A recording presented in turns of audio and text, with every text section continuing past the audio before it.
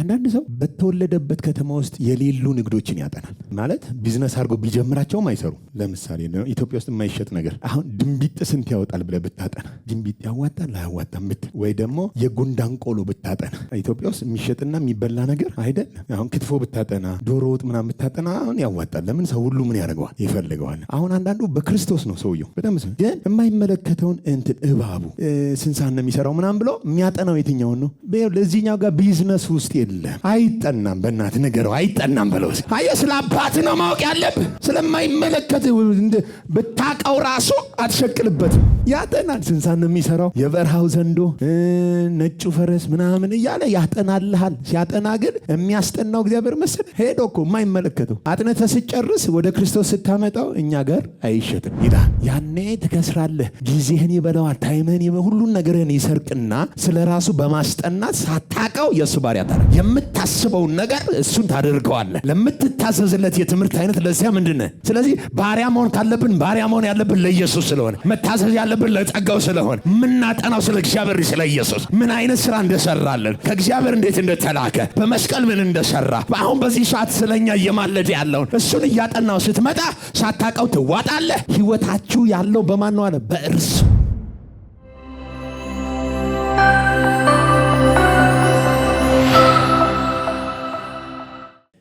ሮሜ መጽሐፍ እያጠናን ነው። ምዕራፍ 6ን ሳምንት ዕለት ቆንጆ ጊዜ፣ በጣም ደስ የሚል ጊዜ፣ ድንቅ ጊዜ ያሳልፈናል። ያው ምዕራፍ 6ን ስላልጨረስ ነው እንቀጥላለን ማለት ነው። ዛሬ ቁጥር 15 ላይ ጀምረን እስከ መጨረሻው ያለውን አንድ ላይ በጋራ እስከ ቁጥር 23 ድረስ አስረግጠን ጮክ ብለን እናነብና የሮሜን መጽሐፍ ጥናታችንን እንቀጥላለን። 1 3 እንግዲህ ምን ይሁን? ከጸጋ በታች እንጂ ከሕግ በታች ስላይደለን ኃጢአት እንስራናን አይደለም። ለመታዘዝ ባሪያዎች እንድትሆኑ ራሳቸውንም ለምታቀርቡለት ለእርሱ ለምትታዘዙለት ባሪያዎች እንደሆናችሁ አታውቁምን? ወይም ለሞት የኃጢአት ባሪያዎች ወይም ለጽድቅ የመታዘዝ ባሪያዎች ናቸው። ነገር ግን አስቀድማችሁ የኃጢአት ባሪያዎች ከሆናችሁ ለተሰጣችሁለት ለትምህርት አይነት ከልባችሁ ስለታዘዛችሁ ከኃጢአትም አርነት ወጥታችሁ ለጽድቅ ስለተገዛችሁ ለእግዚአብሔር ምስጋና ይሁን። ስለ ሥጋችሁ ድካም እንደ ሰው ልማድ እላለሁ። ብልቶቻችሁን አመፃ እንዲያደርጉ ለርኩስነትና ለአመፃ ባሪያዎች አድርጋችሁ እንዳቀረባችሁ እንዲሁም ብልቶቻችሁ ሊቀደሱ ለጽድቅ ባሪያዎች አድርጋችሁ አሁን አቅርቡ። የኃጢአት ባሪያዎች ስላላችሁ ከጽድቅ ነፃ ነበራችሁና። እንግዲህ ዛሬ ከምታፍሩበት ነገር ያን ጊዜ ምን ፍሬ ነበራችሁ? የዚህ ነገር መጨረሻው ሞት ነውና። አሁን ግን ከኃጢአት አርነት ወጥታችሁ ለእግዚአብሔርም ተገዝታችሁ ልትቀደሱ ፍሬ አላችሁ። መጨረሻውም የዘላለም ሕይወት ነው። የኃጢአት ደመወዝ ሞት ነውና የእግዚአብሔር የጸጋ ስጦታ ግን በክርስቶስ ኢየሱስ በጌታችን የዘላለም ሕይወት ነው። ጌታ ይባረክ። ሮሜ ምዕራፍ 6 እንግዲህ በጣም ከሮሜ መጽሐፍቶች ደግሞ ምዕራፍ 6 በጣም ዩኒክ ነው፣ የሚወደድ ክፍል ነው። ምክንያቱ ደግሞ መርዶ ስላለው መሞታችንን ስለሚነግር በህይወት አለመኖራችንን ምን ስለሚለን ስለሚነግረን አስረግጦ ለኃጢአት መሞታችንን ለስጋዊ ፍላጎት መሞታችንን አስረግጦ ነግሮ ለክርስቶስ ኢየሱስ መንግሥት ለእግዚአብሔር ጽድቅ መነሳታችንን ስለሚናገር መጽሐፉ በጣም የሚወደድ ሆኗል። ባለፈው ከቁጥር 12 እስከ 14 ባለፈው ሳምንት ስናይ እንዲህ የሚለውን ሐሳብ አይተን ነበረ። እንግዲህ ለምኞቱ እንድትታዘዙ በሚሞት ስጋችሁ ኃጢአት አይንገስ፣ ብልቶቻችሁንም የአመፃ የጦር ዕቃ አድርጋችሁ ለኃጢአት አታቀርቡ። ነገር ግን ከሙታን ተለይታችሁ በሕይወት እንደምትኖሩ ራሳችሁን ለእግዚአብሔር አቅርቡ። ብልቶቻችሁም የጽድቅ የጦር ዕቃ አድርጋችሁ ለእግዚአብሔር አቅርቡ። ኃጢአት አይገዛችሁምና ከጸጋ በታች እንጂ ከሕግ በታች አይደላችሁምና ብሎ ስለ ንጉስ እንዴት እንደቀየርን ባለፈው ሳምንት አይተን ነበር። ንጉስ ምን ብለናል? ቀይረናል። አንድ አማኝ በክርስቶስ ኢየሱስ ልክ ሲያምን፣ አንድ ሰው በክርስቶስ ኢየሱስ ልክ ሲያምን ንጉስ ነው የሚቀይረው። በህይወቱ ላይ ንጉስ ይቀይራል። ቀድሞ ይነግስበት የነበረ ኃጢአት፣ ቀድሞ ይነግስበት የነበረ የዲያብሎስ አገዛዝ፣ ቀድሞ ህይወቱ ላይ ያደርግበትና ይሰለጥንበት ዘንድ ፈቃድ የነበረው የአዳማዊ ባህሪ ሙሉ ለሙሉ ምን ያደርጋል? ይሞትና መንግስት ይቀይርና ወደ ሌላ አገዛዝ ውስጥ ምን ያደርጋል? ይገባል። ጌታ ይባረክ። ልክ ወደ ሌላ አገዛዝ ውስጥ ከገባ ሰዓት ጀምሮ የገባበት አዲሱ ዓለም ወይም አዲሷ ሀገር ነው የሚገዛው። እዛ ሌላ ንጉስ አለ፣ እዛ ሌላ አኗኗር አለ፣ እዛ ሌላ የሆነ መተዳደሪያ ደንብ አለ። ጌታ ይባረክ። ለምሳሌ አሁን ይሄው በመካከላችን አሁን ኒቆዲሞስ አለ። አሁን ኒቆዲሞስ ከየት ነው የመጣው? ከኤርትራ ነው የመጣው። የት ነው ያለው አሁን? ኢትዮጵያ፣ አዲስ አበባ አይደለም፣ ኢትዮጵያ ውስጥ ነው ያለው። እሺ፣ ጌታ ይባረክ። ዋና በእምብርቷ ላይ ጠራቻት። ኦኬ፣ የት ነበረ በፊት? ኤርትራ ያለ የኤርትራ መንግስት የራሱ የሆነ አገዛዝ አለው፣ አደራረግ አለው አይደል? የራሱ የሆነ መታወቂያ ይሰጣል፣ ደንብ አለው። አገዛዙ፣ መዋቅሩ፣ የመንግስቱ ሁኔታ ሁሉ ምን ያለ ነው? የተሟላ ነው። አሁን እዚህ ቁጭ ብሎ በጌታ በኢየሱስ ስም የኤርትራ መንግስት ሊወጋኝ ነው ብሎ ቢጸልይ እንስቅበታለን። ምክንያቱም እሱን ለብቻው የሚወጋው መንግስት የለማ። ከተጣላ ጸቡ ከመንግስት ጋር ነው የሚሆን። አልሰማው። የሚጣላው ከማን ጋር ነው? ከኢትዮጵያ ጋር ነው ኤርትራ የምትጣላው ከተጣላች እንጂ ለብቻ የኔ የሆነ ሰው አለ ብላ መሀል ላይ አዲስ አበባ መሀል አንድ ሰው ለማጥቃት ጦር ምን አትልም፣ አትመዝም። ጉዳዩ የምን ይሆናል? የመንግስትና የሀገር ነው የሚሆነው። እሱ ደግሞ አሁን አገር ቀይሮ የት ነው ያለው? ኢትዮጵያ ውስጥ ነው ያለው። ከኢትዮጵያ ደግሞ አሁን ያለ የት ነው? አዲስ አበባ ነው። ከአዲስ አበባ ደግሞ የት ነው ያለው? አሁን ቦሌ ነው ያለው። ጌታ ስሙ ይባረክ። ስለዚህ አሁን እዚህ አዲስ አበባ ላይ ያለ የኢትዮጵያ ህገ መንግስት ብቻ ነው የሚገዛው። በዚህ ሰዓት የኤርትራ መንግስት ምን አይለውም። ለምን? ቀይሯላ። አገር ስለቀየረ የሚገዛው አሁን የማን ነው?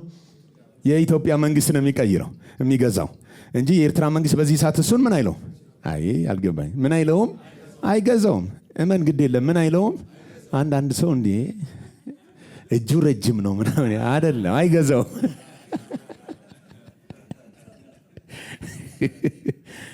ግን አሁን ከአንድ ሀገር ወደ ሌላ ሀገር ስትሄድ መታወቂያ ፓስፖርት አለ እና አንድ ሀገር ወደ ሌላ ሀገር ፍላይት ልትጠቀም ስትገባ ሚግሬሽን ምን ያደርጋል?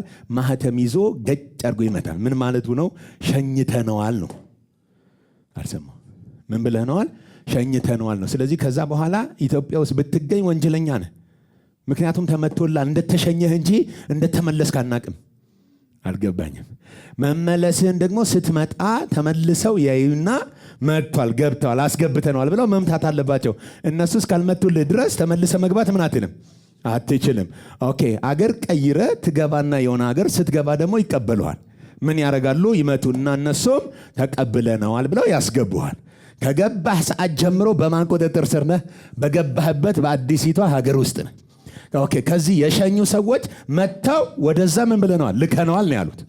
ልክ እንደዛው አንድ ሰው ወደ ክርስቶስ ኢየሱስ መጥቶ አንተ አዳኜ ነህ፣ ጌታዬ ነህ፣ ስለኔ ኃጢአት ሞታል ብሎ ጌታን እንደ ግል አዳኙ ሲቀበል አዳም ማህተም ይመታል።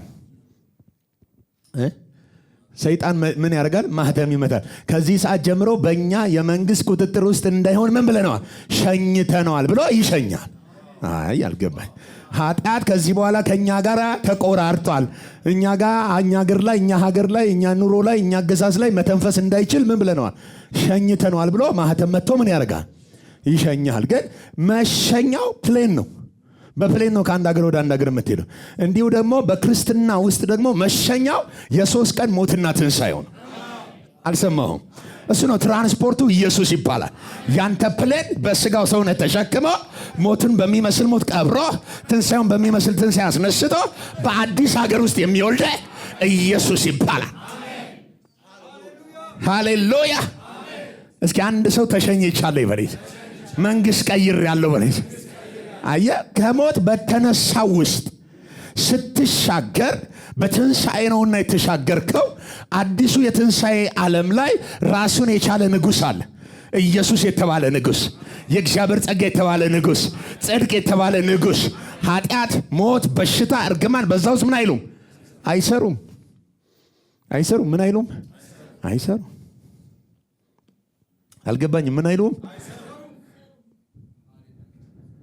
አሁን እኛ የምንቸገረው ኢትዮጵያም ኤርትራም እዚህ የተወሰኑ አፍሪካ ሀገር በጣም ትልቅ በሽታ አለብን። አገር እንቀይራለን፣ ማህበረሰብ ግን አንቀይርም። አልሰማም። አሁን ባለፈው ዩጋንዳ ሲሄድ ከዚህ የሄደ ከአዲስ አበባ የሄደ የኢትዮጵያው ማህበረሰብ ለብቻው አንድ ቸርች አለው እና በቃ የኢትዮጵያ ነው። ደግሞ እዛው ደግሞ እዛቸው እኮ እዛው ከባላጋላ የምትባል እንደዚህ ጎረቤት ሀገር ጎረቤት ለጎረቤት ትገናኛለህ። ሰፈሩ አንድ ነው። ልክ አሁን እንደዚህ ቦሌ እንደምትለው አንድ ሰፈር ውስጥ የኢትዮጵያ ቸርች አለ፣ ለብቻው የኤርትራ ቸርች አለ እና ኤርትራዊ ቀጥታ መጥቶ የት ነው የሚሄደው? ኤርትራ ቸርች ውስጥ ነው የሚሄደው። የኢትዮጵያው ቀጥታ ሄዶ የት ነው የሚገባው? የኢትዮጵያ ቸርች ነው የሚሄደው። ግን ምን ሀገር ውስጥ ነው? ዩጋንዳ ነው ያሉት። ዩጋንዳ ሆኖ ግን ምን አይቀይርም። አሁን የተቸገርነው እንደሱ ነው። በክርስቶስ ሆነን ግን ውሎ አንቀይርም። የቀደመውን ከአዳም ጋር ከሰፈሩ ጋር ካስተሳሰቡ ጋር አብረን ነው የምንለው። አገር ቀይረሃል በሉት ነገር አገር ቀይረሃል እንትን ተመሳሳይ ቋንቋ ምናምን ብለህ እንዳትሄድ በለው እስኪ። አሁን ዘር ቀይረሃል። ሌላ ቋንቋ ተናጋሪውስ፣ ሌላ አኗኗር ሲስተም ያለውስ፣ ሌላ ህገ መንግስት ያለውስ የገባበትን ነው መልመድ ያለብህ። የገባበትን ስትለምደው ሌላ ነው ኑሮው። እዚህ እንጀራ ትበላ ከሆነ ዩጋንዳ ስትገባ የሙዝ ወጥ ይቀርብልሃል። መልመድ ያለብህ የሙዝ ወጥ ነው እንጂ እኛ የለመድነው እንጀራ ነው። እንጀራ በላይ ተኛ ብለህ ከሄድክ አሁን እኛ እየተቸገርነው ያለውን ችግር ነው የምንቸገረው። መንግስት ቀይረናል፣ ንጉሥ ቀይረናል፣ ግን ኑሮ አልቀየርንም። ጳውሎስ ደግሞ እስቲ እንድገማ ቁጥር 15 ምን ይለናል? ስሙት። እንግዲህ ምን ይሁን? ንጉሥ ቀይራና ምናምን ብለህ እንግዲህ ምን ይሁን? ከጸጋ በታች እንጂ ከሕግ በታች ስላይደለን ኃጢአትን እንስራን አይደለም። እስቲ እቺ ሕያው ቃል ምን እንደምትል አንብባት። ሕያው ቃል ቁጥር 15ን እንዲህ ብሎ ያስቀምጣል። እንዲህ ይለዋል፣ ታዲያ የእግዚአብሔር ጸጋ ከኃጢአት ነፃ አውጥቶናል ብለን አንዳሻን ኃጢአትን እንስራ ማለት ነውን? እንዳሻን ኃጢአትን እንስራ ማለት ነውን? በፍጹም አይደለም፣ በፍጹም አይደለም። ለአንድ ሰው አገልጋይ ሆናችሁ ስታድሩለት ያ ሰው በሚያዛችሁ ጊዜ ሁሉ ፈቃዱን መፈጸም እንዳለባችሁ የታወቀ ነው። እስኪ ልድገመው። ምን ይላል? አንድ ሰው ምን ሆናችኋል? አገልጋይ ሆናችሁ ምን ስትሉለት? ስታድሩለት የሚያዛችሁን ሁሉ ምን ለማድረግ? ፈቃዱን ለመፈጸም በቃ የታወቀ ነው። ምክንያቱ ደግሞ ምንድነው? የዛ ሰው ባሪያ ስለሆናችሁ። አንድ ባሪያ ንጉሥ ካለው የንጉሱን ፈቃድ መፈጸም ግዴታ ነው። ምንም ግልጽ ነው። አሁን የምንቸገረው እኛ ከኃጢአት ነፃ ወጥተሃል፣ ለኃጢአት ሞተሃል፣ ኃጢአት አንተን አይገዛህም ሲባል ሰው ምን አድርጎ ያስበዋል? በቃ ጌታ ይባረክ፣ እንደዛ ከሆነ እንደፈለገ ልኑር የሚል አስተሳሰብ ሊያስብ ይችላል አንድ ሰው። ሐዋርያው ጳውሎስ ግን በፍጹም በጭራሽ አይደረግም። የቀየርከው አገር ብቻ ሳይሆን አገሩ ላይ ደግሞ ገዥ አለ፣ ንጉሥ። አንድ ሰው ለአንድ ነገር ባሪያ ከሆነ ያ ባሪያ ለሆነበት ቦታና ሀገር ምን ይሆናል? ፈጽሞ መታዘዝ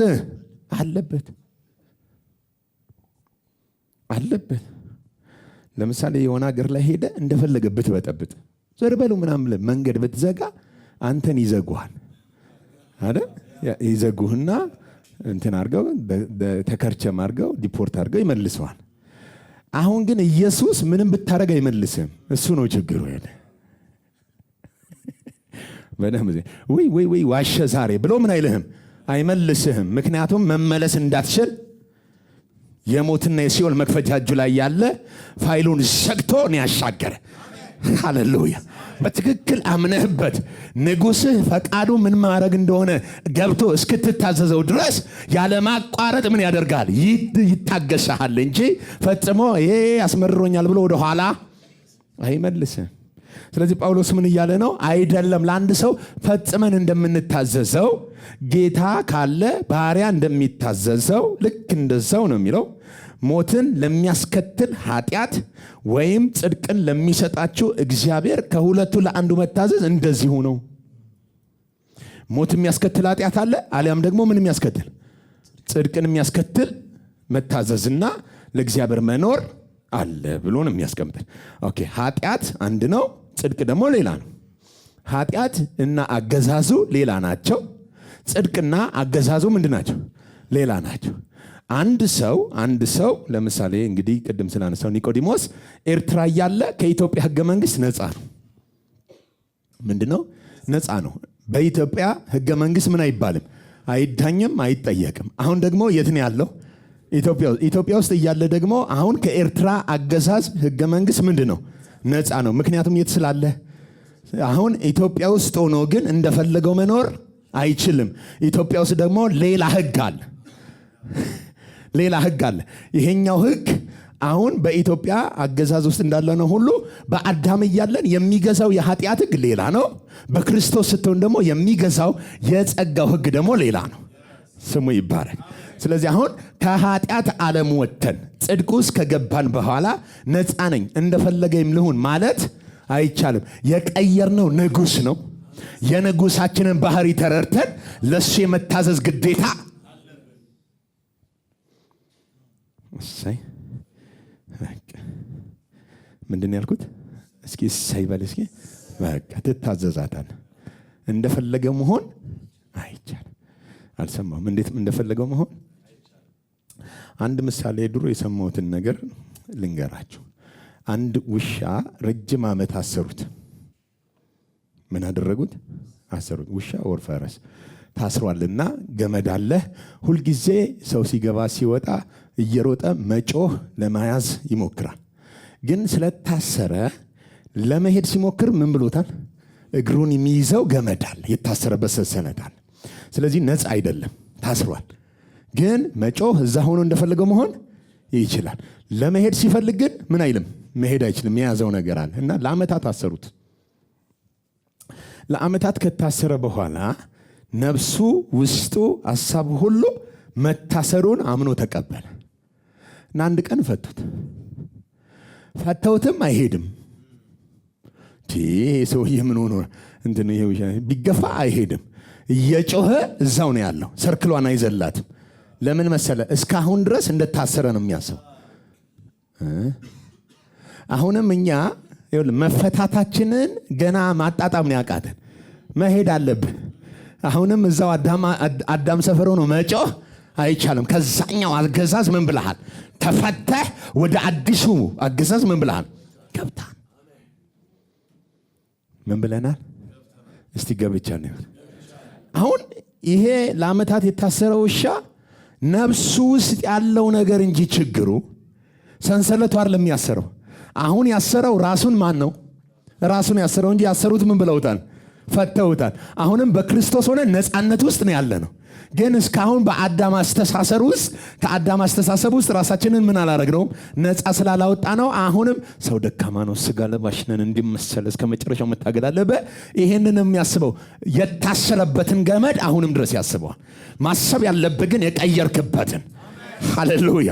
መንግስት ቀይር ያለው፣ አኗኗር ቀይር ያለው፣ ንጉስ ቀይር ያለው፣ እዚህኛው ቤት እንዴት ነው የሚኖረው ብለን አዲሱ ኪዳን ላይ ይጠናል። በክርስቶስ ያለ ህይወት ይጠናል እንጂ አሮጌውን እግዚአብሔር በጥሶ ገመዱን አሻግሮናል። እስቲ አንድ ሰው ተሻግር ያለ አልያዝም። አሁን ብዙ ጊዜ እስረኛ ለምሳሌ ለዓመታት የታሰረ እስረኛ፣ በወንጀል የታሰረ እስረኛ በጣም የሚቸገርበት ነገር አለ። የሚቸገርበት ነገር አለ። ምንድነው የሚቸገረው መሰላችሁ? በተለይ ልጅ ሆኖ ህፃን ሆኖ ወደ እስር ቤት የገባ በጣም ሳይበስል ማለት ነው። ዓመታት ለምሳሌ 20-30 ዓመት ሲታሰር ታስሮ ሽንቱ ሲመጣ አንኳኩቶ ነው ሽንት የመጣ ልሽና ብሎ ነው የሚሄደው እንጂ ነፃነት የለውም። መሽናት እንኳን ተፈቅዶለት ነው የሚሸነው። ስለዚህ በሆነ ምን ውስጥ ነው? ገደብ ውስጥ ነው። እንደፈለገ መሆን ምን አይልም፣ አይችልም። በተለይ ረጅም ዓመት የታሰረ ሰው እና የውጭውን ዓለም የማያውቅ እዛው ታስሮ ያደገ ከሆነ የውጭውን ነገር ስለማያውቀው ምንድነው የሚያደርገው? ሁሌ እያንኳኳ የሆነ የታጠቁ ሰዎችን ሽንት የመጣልሽና የሆነ ነገር ላድርግ እያለ እየጠየቀ ስለሚኖር ከ20 ወይ ከ30 ዓመት በኋላ ሲፈታ ቤት ወስዳችሁት በቃ ከዚህ በኋላ ነፃ ነህ አንተ፣ ከዚህ በኋላ ምንድነው ነፃ ነህ፣ እስር ቤት ውስጥ አይደለም ምናምን ብላችሁ አንድ አፓርታማ ውስጥ ብከቱትና አልጋ ላይ መተኛ ሲገባው እስር ቤት የለመደውን አልጋ እያለ ትቶ መሬት ላይ ቢተኛ፣ እንደገና ደግሞ ከመኝታ ቤት በር ላይ ቆሞ እንደዚህ አንኳክቶ አቤት ሽንቴልሽና ቢል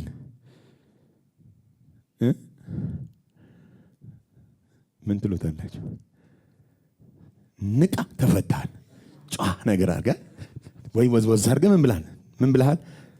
አሁን የዚህ ሰው ችግር ምንድን ነው? የለመደው ህይወት አለ፣ የተመላለሰበት ህይወት። አሁን ከተፈታ በኋላ የተፈታው ሰውዬ እንዴት እንደሚኖር ነው የማያውቀው። አማኝ ችግራችን ምን እንዴት እንደሚኖር ነው ማወቅ ያቃተን እንጂ እኮ የፍታታችን ንጉስ ኢየሱስ ነው። አሁን እኮ በክርስቶስ ንግስና ውስጥ ነው ያለን፣ በጸጋ ንግስና ውስጥ እኮ ነው ያለን። የጽድቅ ባሪያዎች እኮ ነን፣ የኃጢአት ባሪያዎች እደግማለሁ፣ የኃጢአት ባሪያዎች የጽድቅ ባሪያ ነህ። ሄሎ ንጉስ ቀይረሃል ማለት ከዚህ በኋላ ለቀደመው ንጉስ ባሪያ መሆን አትችልም። ከዛኛው ምን ብለሃል? ተፋታል፣ ተለያይታል። ተመልሶ የሱ ላይ ያደርግ በሞት ነው ያጣ። አልሰማም? በሞት ነው የተገላገልከው። አሁን ንጉሱም ላንተ ሞቷል፣ አንተም ለንጉሱ ሞታል። አሁን ግን ከሙታን የተነሳ ሌላ ንጉስ አለ፣ ኢየሱስ የሚባል። ጌታ ስሙ ይባረክ።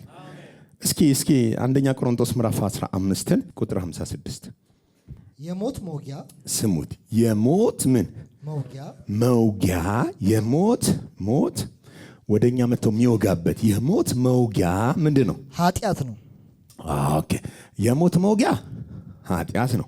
በሌላ ቋንቋ ኃጢአት ካለ ኃጢአትን የሚጠቀምበት ሞት አለ። የሞት መውጊያው ምንድን ነው? ኃጢአት ነው። ኃጢአት ነው ወደ ሞት የሚወስደው ሰው። ኃጢአት ነው ወደ ከፋ ነገር ምን የሚያደርገው የሚወስደው ሰው። የሞት መውጊያ ኃጢአት ነው። እሺ፣ የኃጢአት ደግሞ ኃይሉ ሕግ ነው። ኦኬ፣ እሺ። ሞት የሚሰራው በኃጢአት ነው። ኃጢአት ደግሞ የሚሰራው በምንድን ነው? በሕግ ነው። የሞት መውጊያው ኃጢአት ነው። የኃጢአት ደግሞ ኃይሉ ምንድን ነው? ሕግ ነው። እሺ፣ ሕግ ከሌለ ኃጢአት ጉልበት የለውም። ኃጢአት ጉልበት ከሌለው ደግሞ ሞት ባንተ ላይ ምን አይልም? አይሰለጥንም ወይም አይነግስም ማለት ነው። ኦኬ፣ እዚሁ ሮሜ ምዕራፍ 6 ቁጥር 14 ላይ ደግሞ ምን አለ?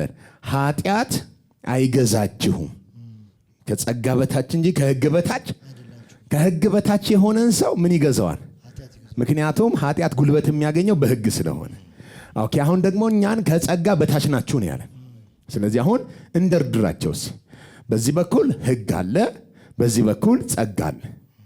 ኦኬ፣ ሕግ ምን ነው ኢምፓወር የሚያደርገው? ኃይል የሚሰጠው ማንን ነው? ኃጢአትን ምን ይሰጠዋል? ጉልበት ይሰጠውና ኃጢአት በሰዎች ላይ ምን እንዲያደርግ የሚፈልገውን እንዲያደርግ ጉልበት እንዲኖረው አድርጎ ወደ ሞት ይወስዳል። ኦኬ፣ የኃጢአት ኃይሉ ምንድን ነው? ሕግ ነው። በዚህኛው ሳይድ ደግሞ ከሙታን የተነሳ ያለው ኢየሱስ ነው። ከጸጋ በታች ናችሁ ነው ያለ። ኦኬ፣ ጸጋ ደግሞ ሰዎችን ወደ ጽድቅ ነው እንጂ የሚያመጣው ወደ ኃጢአት አያመጣም። ሕግ ኃጢአትን ጉልበታም ያደርጋል፣ ጸጋ ደግሞ ጽድቅን ጉልበታም ያደርጋል። ስለዚህ አሁን ከጸጋ በታች ከሆነን እዚህኛው ጋር የሚሰራው ምን ነበረ? ከሕግ በታች ኃጢአት ነው ያለው፣ ከጸጋ በታች ደግሞ ጽድቅ ነው ያለው። ስሙ ይባርክ። ምንድን ነው ያለው? ጽድቅ። ስለዚህ ጸጋ ስትል ቀጥሎ ጽድቅ ነው ያለው፣ ቀጥሎ የዘላለም ሕይወት ነው ያለው። ኦኬ፣ ሕግ ስትል ደግሞ ኃጢአት ነው ያለው፣ ቀጥሎ ሞት ነው ያለው። ኦኬ፣ ጸጋ ስትልስ ቀጥሎ ምን አለው? ምክንያቱም ጸጋ ሁልጊዜ ኢምፓወር የሚያደርግህ ኃጢአት እንድታደርግ ሳይሆን በጽድቅ እንድትኖር፣ ለኃጢአት ሞተ ለእግዚአብሔር ሕያው እንድትሆን የጽድቅን ስጦታ ያካፍላል። ሄሎ፣ እንጂ በጸጋ ስር ሆነ፣ በደንብ ስሙኝ፣ በጸጋ ስር ሆነ በኃጢአት መኖር ምን እርግጠኛ ናቸው? ከምን ስር ስለሆነ? ከጸጋ ስር ያለ በኃጢአት ሊኖር አይችልም። ኦኬ፣ ከጸጋ ስር ያለ በደንብ ስሙኝ፣ ከኃጢአት ነፃ ነው። ከሕግ ስር ያለ ደግሞ ከጽድቅ ነፃ ነው። አሁን ከጸጋ ስር ስለሆነ ያለ ነው። እኛ ንጉሳችን ጸጋ ስለሆነ ከስሩ ጽድቅ ስለሆነ ያለው እኛ ከጸጋ በታች ናችሁ ካለን የምንኖረው የጽድቅ ህይወት ነው። የጽድቅ ህይወት ነው ማለት ጽድቅ የሚለካው በድርጊታችን አይደለም። ጽድቅ የሚለካው ኢምፓወር በሚያደርገን በሚያካፍለን ተፈጥሮ ነው። የሰጠን ጸጋ ያካፈለን ምን አለው? የራሱ የሆነ ማንነት አለው። ስለዚህ አሁን ጳውሎስ ምን እያለ ነው? ብልቶቻችሁን ወይም ሰውነታችሁን የአመፃ የጦር ዕቃ አድርጋችሁ ምን አትበሉ፣ አታቀርቡት። እንደውም የጽድቅ የጦር ዕቃ አድርጋችሁ ምን በሉለት? ለእግዚአብሔር አቅርቡለት። ምክንያቱም ምንድን ነው? ንጉስህ የአመፃ ንጉስ ሳይሆን የምን ንጉስ ስለሆነ? የጽድቅ ንጉስ ነው። አልሰማው አንድ ንጉስ የቀየራለ እዚህ ቤት ምን የቀየረ? አሁን ፈተና የሚሆንብን በተለይ በጣም በክርስትና ውስጥ ፈተና የሚሆንብን በጽድቅ ስር ነን ወይም በጸጋ ስር ነን ብለን በአንድም በሌላም ደግሞ እንሳሳታለን። ልክ ነህ። ስንሳሳት በቃ እኔ አይደለሁም ማለት ነው ከጸጋ በታች ምናምን ብሎ ምን ያደርጋል? ሰው ወደ ቀደመው ወደ አሮጌው ባህል እና ኗኗር ምን ያደርጋል? ይመለሳል። ለምሳሌ አይ በቃ ልክ አይደለሁም ብሎ ወደ ኤርትራ አይመለስም። እሱ ልክም ባይሆን የት ነው የሚኖረው? ሲኖር ቢሳሳት አኗኗሩ ኒቆዲሞስም ቢሳሳት ልክ ሲሳሳት ኤርትራ ውስጥ ይገኛል። ለምን?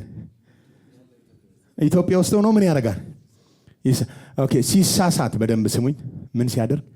ሲሳሳት ብለን እኛ ተስማምተን ና ስንት የሚገዛለ ብለን ለጨረታ ምን አንለው አናወጣው። ልክ ስትሳሳት ኢየሱስ ና ድሮም እኔ ስገዛ ደሜን ሳፈስ በዋጋ የራሴ ሳደርግ ትጠቅመኛለህ ብዬ ነው። የማጠቅም ከሆንክማ ና ተመለስ የሚገዛለ ምናምን ብሎ የጨረታ ምንድር ይዞ አይወጣም። አልሰማው እችን በጣም ብትሞግትህም እውነት ናት በሉት።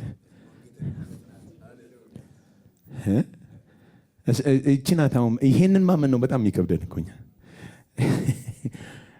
ምን ይመስለናል መሰላችሁ? አሁን እኛ የጽድቅ ባህሪያ ይሆን ነው እንትን ይመስለናል። ይሄ ጥረን ግረን የሆነ ነገር ከፍለን ሃሌሉያ እኔ እኮ ተሻገርኩ ምናምን ብለን የመጣን ነው ይመስለን። አይደለም፣ ሰውየውን ያሻገረ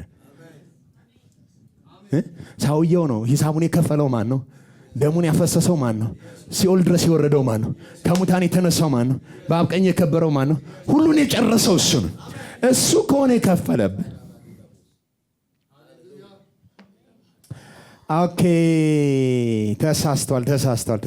ገብርሽ ሚኪ ና መልሱት አይልም። ምንድን ነው የሚልህ? የማይረባ ጻድቅ ጽድቅህ አይወሰን። ግን ማን እንደሆነ የማያውቅ ራሱን ህይወትን የማይኖር ኤክስፒሪየንስ የማያደርግ የገባበትን ሀገርና ከተማ ምን የማያደርግ። አሁን አንዳንድ ሰዎች አይታችኋል፣ ከክፍለ ሀገር ምናምን የሚመጡ አላማ ይዘው የሚመጡ ሰዎች ይመጡና አዲስ አበባ የአዲስ አበባ ልጅ እንደዚህ ጥርሱን እየፋቀ ድድ እያሰጣ እነሱ ላጥ አድርገው መኪና ገዝተው የሆነ ነገር የሆነ ቢዝነስ ውስጥ ስማርት ሆነው ልብስ ቀይረው ታያለ። አንተ ቆምጬ ምናምን ያልከው ሰውዬ ቀጥሎ አንተን ራስ ነው አንተ ጉልቻ የሚል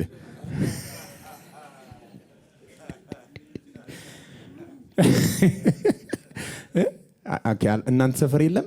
እኛ ሰፈር አሉ። በጣም ነው የሚገርመኝ።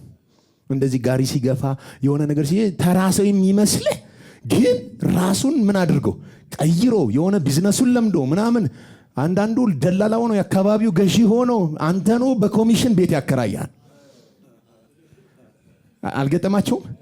አሁን እንደ አይነት ሰዎች ምን መሰለ ሲመጡ ከገቡ በኋላ መመለሻቸውን አስበው ቢሆን እድል ነበራቸው፣ ግን መመለስ አይደለም የሚያስቡት መቀየር ብቻ ነው። መቀየርን ስለሚያምኑ ይለምዱታል። ከሰው ጋር ይለምዳሉ፣ አካባቢውን ይለምዳሉ፣ አኗኗር ይለምዳሉ። እሺ እያሉ እየታዘዙ ግን ምን ያደርጋሉ? አጠገብ ትናንት የላከው ሰውዬ በተራው መላክ ይጀምራል። ልክ ነኝ? አሁን ምንድነው የቀየረው ብለህ ብትል የገባበትን አዲሱን ከተማ ምን ያደርገዋል? ይለምን። አሁን አንዳንዶቻችን ለምሳሌ ከሰፈራችን ውጪ ሰፈር አናቅም። አንዳንዶቻችን ያለው እኔንም ጨምሮ አናቅም። ግን አሁን ከክፍለ ሀገር ምናምን የሚመጣ ሰው ደግሞ ላጥ ብሎ እያንዳንዷን መግቢያዋን መውጫዋን ምናምኗን በቃ አጢኖ ማንጅራትን ካለ ራሱ ቤሾልኮ እንደሚወጣ ያውቀዋል። አልሰማ እንደኛ በመኪና መሰለን በእግሩ ላጥ እያለ በቃ ያቃታና አዲስ አበባን ቅርጥፍ አድርጎ በልቶ እንትን ሰፈር ይሄ ዋጋው እንደዚህ ነው፣ እንትን ሰፈር እንደዚህ ነው ምናምን ብሎ ሰውየው ተቀይሮ ሌላ ታሪክ ውስጥ ነው። ይሄንን የቀየረው ምንድነው ካልክ የገባበት ቦታ ላይ ተሰጥቶ አጠናው። ሰፈሩን አጠና፣ በእግሩ እየሄደ አጠና። የታክሲ ሳይኖር ምን እንደሚሰራ ምን ያዋጣል፣ ሰው ምን ይፈልጋል እያለ አጥንቶ ነው የተቀየረው። አሁን እኛ ደግሞ በክርስቶስ ነን። ሃሌሉያ! በክርስቶስ እንደሱ አይደለም። ማጥናት አለብን።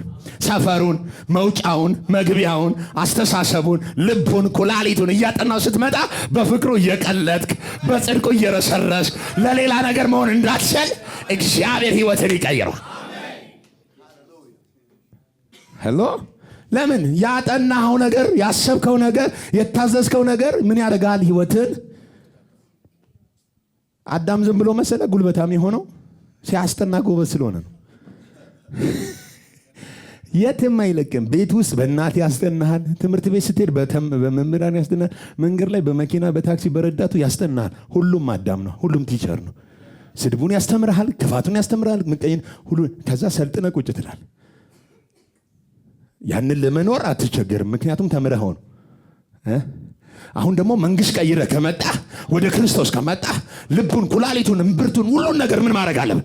አየህ፣ ማወቅ ምኑን ያለ የፍቅሩ ጥልቀት፣ ርዝመት፣ ከፍታው፣ ስፋቱ ከመታወቅ በላይ የሆነውን ለማወቅ ምን ትሉ ይሰንዳል። አየህ፣ እያጠናው እያወቅከው ስትመጣ ባሪያው እየሆንክ ትመጣለህ። ለምትታዘዙለት የትምህርት አይነት ለዚያ ምንድን ናችሁ? ኢየሱስን ማጥናት ይሆናል። እሱን ማወቅ ይሆናል። አንዳንድ ሰው በተወለደበት ከተማ ውስጥ የሌሉ ንግዶችን ያጠናል። ማለት ቢዝነስ አድርጎ ቢጀምራቸውም አይሰሩም። ለምሳሌ ምንድን ያልኩት? ለምሳሌ ኢትዮጵያ ውስጥ የማይሸጥ ነገር አሁን ድንቢጥ ስንት ያወጣል ብለህ ብታጠና፣ ድንቢጥ ያዋጣል አያዋጣም ብትል፣ ወይ ደግሞ የጉንዳን ቆሎ ብታጠና፣ ኢትዮጵያ ውስጥ የሚሸጥና የሚበላ ነገር አይደለም። አሁን ክትፎ ብታጠና፣ ዶሮ ወጥ ምናምን ብታጠና አሁን ያዋጣል። ለምን? ሰው ሁሉ ምን ያደርገዋል? ይፈልገዋል። አሁን አንዳንዱ በክርስቶስ ነው ሰውየው በጣም ግን የማይመለከተውን እንትን እባቡ ስንሳን ነው የሚሰራው ምናምን ብሎ የሚያጠናው የትኛውን ነው? ለዚህኛው ጋር ቢዝነስ ውስጥ የለም። አይጠናም። በእናትህ ንገረው፣ አይጠናም በለው። የሚጠናውን አጥና በለው። አየህ፣ ስለ አባት ነው ማወቅ ያለብህ። ሄሎ! ስለማይመለከት ብታውቀው ራሱ አትሸቅልበትም።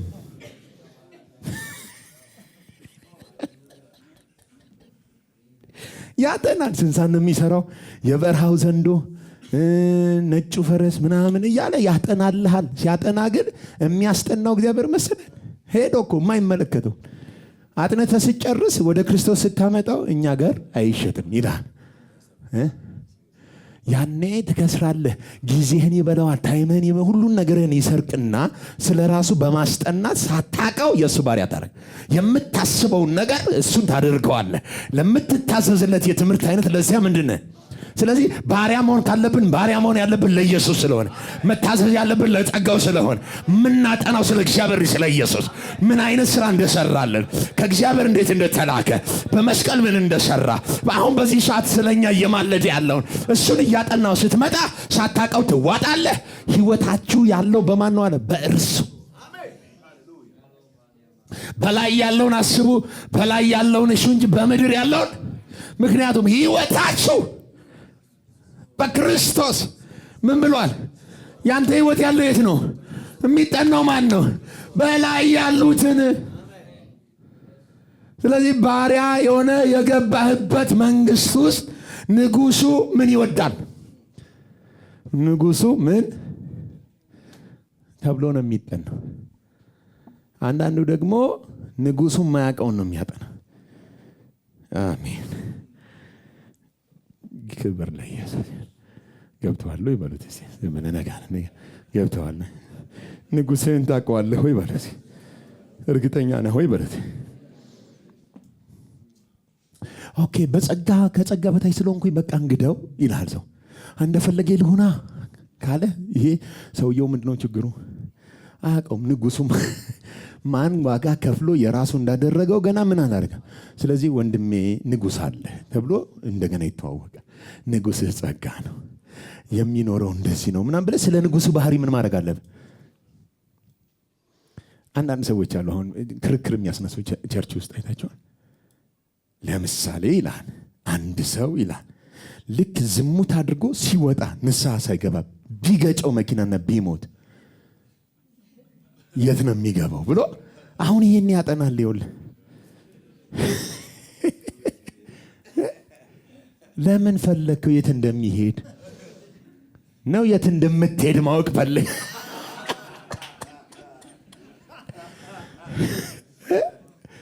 የምሬን እኮ ነው። አሁን መጠጣት ልክ ነው ወይስ? አሁን ለምሳሌ አንድ ሰው ቢያጨስ ማጨስ አሁን ለምሳሌ ኃጢአት ነው ወይስ ጽድቅ ነው ብሎ አየው ምን እንደሚያጠና። ወንድሜ ንጉስህን ጠይቀው። ባጨስ ደስ ይልሃል ወይስ እምቢ ይልሃል? እኔ ምን ላድርግ? እኔ ኮርዶም የገዛ ኢየሱስ እሱን ስትጠይቀው አጨስ ካለ እንደ ደብና አድርገው ፓኬቱን በቀን ግን እነግራለሁ በውስጥ ያለው የእግዚአብሔር ጸጋ ኃጢአትን እምቢ የሚያስበል የሚያስንቅ ጸጋ ለጽድቅ ብቻ እንድትል የሚያደርግ ታላቅ አቅም ገብቶብሃል። ሃሌሉያ! ጮና ጸጋ ገብቶብኛል በል። በውስጤ ያለው አቅም በላይ ኃጢአትን፣ ሰይጣንን፣ መርገምን፣ ክፋትን፣ ተንኮልን እምቢ ብሎ ያስንቀኛል። የሚያስንቅ ነው የገባው። እንትን ማለት አትስከሩ እኮ አይልም። ማን ነው አትጠጡ እኮ አይልም። አትስከሩ ነው የሚለው። ምናምን ብለህ ድርድር ውስጥ አታስገባውም። ለመሰለህ የሚያስንቅ ነዋ። አልሰማው ምንም ያስብል ነው። አልገባኝም። ምንም ያስብል ከውስጥህ እንድትጸየፈው ያደርጋል። ፈጽመህ እንድትንቀው ያደርጋል። አይበጥረኝም እንድትል ያደርጋል። ውስጥ የገባው ሌላ ክብር ነው። ሃሌሉያ!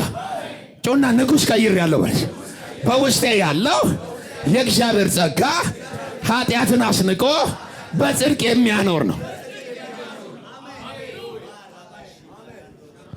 ሃሌሉያ! አንደራደርበትንም ኢየሱስን አንደራደርበትም። እንትን ይወዳል አይወድም እንትን እናርግ ምናምን ብለን አንደራደርበት። ይለይሻል። ምን ያደርጋል? ይለያል። በቃ ችግር ካለብኝ እኔ ነኝ እንጂ የሚኖርብኝ የእግዚአብሔር ጸጋ በእኔ ህይወት ላይ ችግር ግን እንትን ሰው ያጠጋጋል። ምን አታገነ? አሁን ሲወጣ እሺ ንስሐ ሳይገባ ምናምን ይሄ ሁሉ ልጅ ሆነን አስታውሳለሁ ያመጣል። አንዳንድ ፈላስፋ የሚያጫውተው ያመጣል። አንዴ አስታውሳለሁ ምሽግ ላይ ሆነን እንዴ ንስሐ ካልገባማ ሲኦል ነው የሚገባው። አይደለም ሲኦል ነው። አይ የሚገርም ስንጨርስ እኛ ነን የተበላ ነው። ተከራክረን ስንጨርስ ምንም አታተርፈን። በዛ ውስጥ ግን ትግል አለ። እንትን ቢያረግስ እሺ ቆይ ማለት ልቡ ምናልባት ንስሐ ገብቶ ቢሆንስ? ረበስም እስቲ ቀይሬያለሁ በኔ በቃ ምን አታገደ? ሰውየው ማን እንደሆነ ማወቅ ብቻ ነው። ሄሎ ሰውየውን ማወቅ ብቻ ነው። ሰውየው ደግሞ ኃጢአትን የናቀ ነው። በመስቀል የገረሰሰ ነው። ንጉሥህ ስማርት ነው። ታደርጋለህ አታደርግም ብሎ ደግሞ አያስገድድህም። አቃቴ በምትልበት በደከምክበት ተስፋ በቆረጥክበት እንኳን ብቃት ሆኖ አቅም ሆኖ ካለህበት ሊያወጣ የእሱን መልክ ባንተ ሊገልጠው በባህሪው ሊያመላልስ 24 ሰዓት አክቲቭ ነው። ሃሌሉያ። ለእኔ ያቃተኝን እሱ አያቅተውም። እሱ 24 ሰዓት እኔን ለማገዝ ከእኔ ጋራ ነው። አንዳንዴ አይደለም፣ ቸርች ሲሰበክ አይደለም፣ ሁልጊዜ 24 ሰዓት ከእኔ ጋር ነው። ሊያግዘኝ አቅም ሊሆነኝ ህይወትን ሊያስተካክል።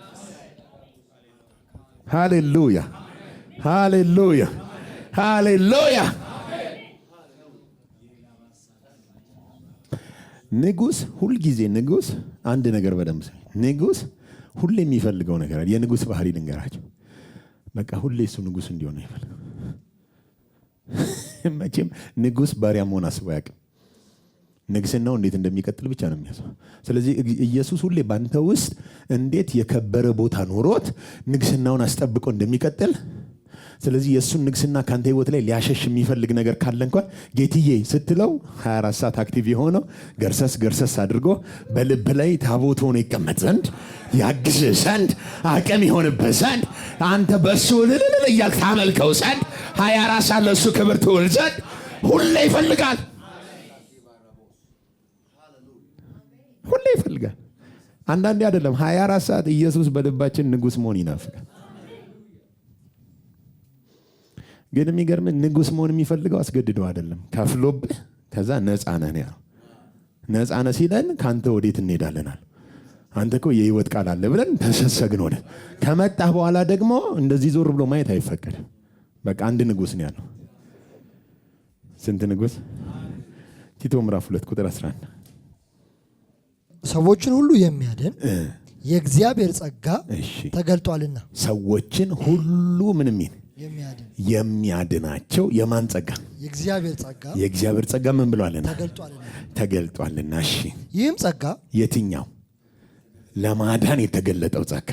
ይህም ጸጋ ኃጢአተኝነትንና ኃጢአተኝነትንና ዓለማዊ ምኞትን ክደን ዓለማዊ ምኞትን ምን ብለን ክደን። አየው፣ ይሄ ጸጋ ያስክዳል። ሲመጣ ካንተ ጋር ሲመላለስ እያስካደ እያስናቀ ተራ እንዲሆን ብያደረገ እንጂ ኃጢአትን እንድትወደው ያደረገ። ኃጢአተኝነትንና ዓለማዊ ምኞትን ክደን የተባረከውን ተስፋችንን እርሱም የታላቁን የአምላካችንና የመድኃኒታችን የኢየሱስ ክርስቶስ ክብር የመድኃኒታችንን የኢየሱስ ክርስቶስን ክብር መገለጥ እየጠበቅን። ምኑን እየጠበቅን? መገለጥ ክብር መገለጡን የክብሩን መገለጥ ራሳችንን በመግዛትና ስሙት እንዴት ራሳችንን በመግዛት በጽድቅ እግዚአብሔርን በመምሰል ማንን በመምሰል እግዚአብሔርን ደግሞ ምን በማድረግ በመምሰል በአሁኑ ዘመን እንድንኖር ያስተምረናል። ማንም ያስተምረን የእግዚአብሔር ጸጋ። ይሄ ጸጋ ያስክድህና የነበርክበትን እሱ ጋር ካመጣህ በኋላ በቃ እንደፈለገ ሆን አይደለም የሚለው ራሳችንን በመግዛት ከዛስ በጽድቅ ከዛስ እግዚአብሔርን በመምሰል እንዴት እንደምንኖር ያስተምረናል። ሰውየው ንጉሱ ዝም ብሎ ቁጭ ያለ ሳይሆን አስተማሪም ነው። ምን ያስተምርሃል? ሄደ ጠጣ ብሎ አያስተምርህም። አጭስ ብሎ መንገድ ዝጋ ብሎ አያስተምርህ። ፈንክት ብሎ አያስተምርህ። አመፅ አርግ ብሎ አያስተምርህ። የሚያስተምርህ ምን ብሎ ነው? ኃጢአትን ናቀው ብሎ ያስተምርሃል። እምቢ በል ብሎ ያስተምርሃል። ብቃትን በውስጥ ያስቀምጥና እኔን ምሰል ብሎ ያስተምርሃል። ዓለማዊ ምኞትን ኃጢአተኝነትን ክደን ደግሞ ንጉሱን የተባረከውን የጌታችን ኢየሱስ ክርስቶስን መገለጥ ክብሩን እየናፈቀ ራስን በመግዛት በምን ራስን በመግዛት በጽድቅ እግዚአብሔርን እንዴት እንደምንኖር ምን ይለናል? ያስተምረናል። ስለዚህ አሁን ምርጥ አስተማሪ፣ የህይወት አስተማሪ ንጉስ አለ በልባችን ውስጥ የገባ። ውጭ ሆኖ አይደለም፣ አልሰማም። ውጭ ሆኖ አትንክ አትቅመስ እንደ ህግ አይደለም የሚል ውስጥህ ነው ያለው። አንተ ውስጥ ያለው ይሄ ንጉስ እምቢ እንድትል ነው የሚያስፈልግ። የሆነ አሮጌው ሰው እየመጡ ስደቦ ሲልህ ውስጥህ ያለው የእግዚአብሔር ራስህን ተቆጣጠር፣ ሪላክስ ግዛ ብሎ እንድትረጋጋ ያደርጋል። ከዛስ እግዚአብሔርን መሰል ብሎ ደግሞ ወደ ክርስቶስ ሙላት ምን ያደርጋል? ያሳድገናል፣ ያስተምረናል። እሺ ከዚህ በኋላ ያለውን ነው ፈልገው ስሙት። ስሙት መድኃኒታችንም መድኃኒታችንም በሽታችን ወይስ በመድኃኒታችን? እሺ በሽታችን ምን ነበር? ኃጢአት። አሁን ደግሞ መድኃኒታችን ማን ነው? እሺ መድኃኒታችንም ከአመፃ ሁሉ እንዲቤዠን ከአመፃ ሁሉ ምን እንዲቤዠን መልካሙን ለማድረግ ምኑን ለማድረግ መልካሙን ለማድረግ የሚቀናውን ገንዘቡም የሚሆንን ሕዝብ ለራሱ እንዲያነጻ ስለኛ ነፍሱን ሰጥቷል። ንጉሥ አየው ለምን እንደሰጠ ነፍሱን። ያው መድኃኒታችን ኢየሱስ ክርስቶስ ከአመፃ ሁሉ ምን ብሎን እንዲቤዠን። መቤዠት ምንድን ነው? ከፍሎ የራስ ማድረግ አይደል? ተቤዥቶናል። ከምንድን ነው የተቤዠን? ከአመፃ። ለአመፃ ሁሉ አይደለም የተቤዠን፣ ከአመፃ ሁሉ ነው የተቤዠን።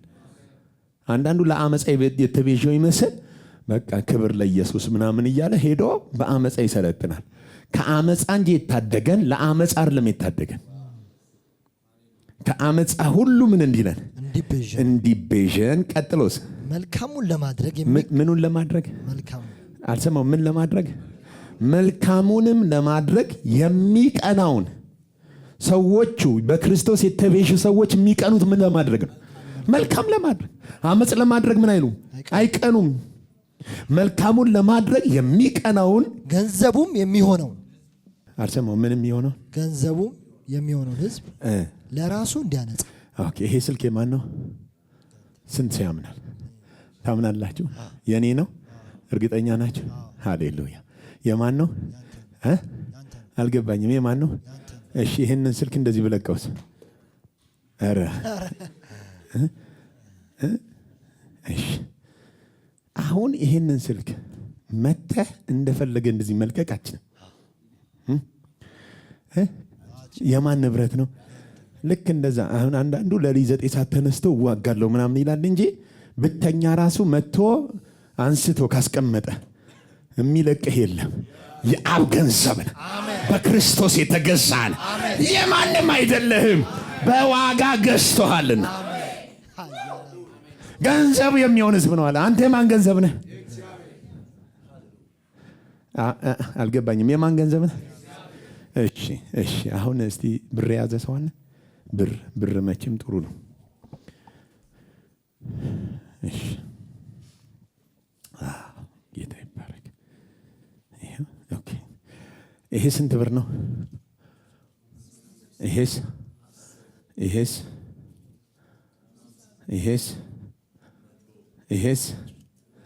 እሺ፣ ከነዚህ ከሁሉ ከፍ ያለው ዋጋ የትኛው ነው? 5 ብር የሚገዛውና 200 ብር የሚገዛው እኩል ነው? እሺ፣ 10 ብር የሚገዛውና 200? እሺ፣ 50 ብር የሚገዛውና 200 እኩል አይደለም። 200 ከፍ ያለ ነው። እሺ፣ 200ን የሚገዛው አለ? የመጨረሻውን። አንተ የመጨረሻውን የገዛ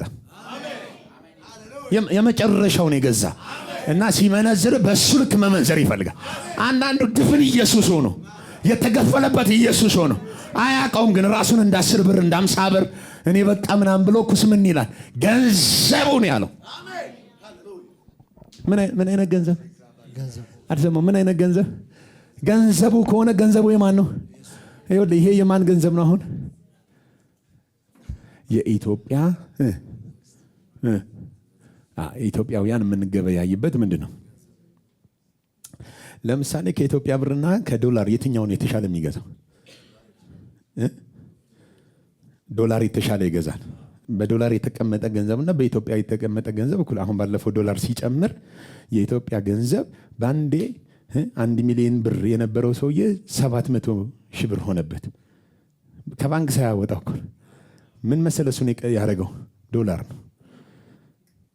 አየው፣ ዶላር ከፈለገ ይቀንሳል፣ ከፈለገ በቃ ይጫወትብሃል። አሁን ዶላር የተሻለ የመግዛት ምን አለው ማለት ነው። ይኸውልህ አንተ አሁን ከዶላር በላይ የሆነ ገንዘብ ስሙ ኢየሱስ ይባል። ይኸውልህ አንዳንዴ የምትቀንስ አልሰማም ኢኮኖሚው አሁን ምናምን ተንገጫገጨ ምናምን ብሎ አንተ የመግዛት አቅም ደካማ እንዲሆን የማይወድ ኢየሱስ የራሱ ገንዘብ አድርጓል። ስለዚህ ሲመነዝር በማን ልክ ነው የሚመነዝር? ኢየሱስ ኃጢአትን ይገዛል፣ ኃጢአትን ይገዛል፣ በሽታን ይገዛል፣ እርግማንን ይገዛል። እሺ የኢየሱስ ገንዘብስ አንተ እኮ ነህ አብረህ ትገዛለህ። ኃጢአትን ትገዛለህ። ኃጢአት አይገዛም፣ አንተ ራስህ ኃጢአትን ትገዛዋል። በሽታ አይገዛም፣ አንተ ራስህ ትገዛዋል። ለምን? በክርስቶስ ዋጋ ተከፍሎበት የእግዚአብሔር መድረክ ሆነሃልና፣ የሕይወቱ መገለጫ መታያ ሆነሃልና። በአንተ የከበረው ንጉሡ ኢየሱስ ስለሆነ በሱ ልክ ትገዛለህ። በቃ ዋጋችሁ ይሄ ነው። እና ኃጢአት አደርጋለሁ አላደርግም፣ ተፈቅዷል አልተፈቀደ ምናምን፣ ይሄ እናደራ ይሄ የአዳም ጨዋታ ነው። የድሮ ሰው ያሮጌ ሰው ምናምን ባህሪ ነው እንጂ አሮጌው ሰው ነው ኃጢአት ላደርግ አላደርግም ነው እንጂ አለ። አንተ ቤት ውስጥ የሌለ ነገር ያምራል። እኔ አሁን የተከራየሁት ቤት አንድ ቀን አምሮኛ አያውቅም። ካርታው በስሜ ባደረገው ብዬ አስቤ አላውቅም። ለመሰለህ ኪራይ እንደሆነ ያውቃል። እናንተ ታስባላችሁ ኮንፌስ ምናምን ታደርጋለህ እንዴ? ቆም የረገጣችሁትን ሁሉ ውረሱ ተብሏል ምናምን ትላለህ እንዴ? አሁን እኮ የመርገጥ ዘመን አይደለም። የረገጥከው ደግሞ ያብቀኝ ነው። ወርሰሃል። እሱ ነው ተናገርኩት።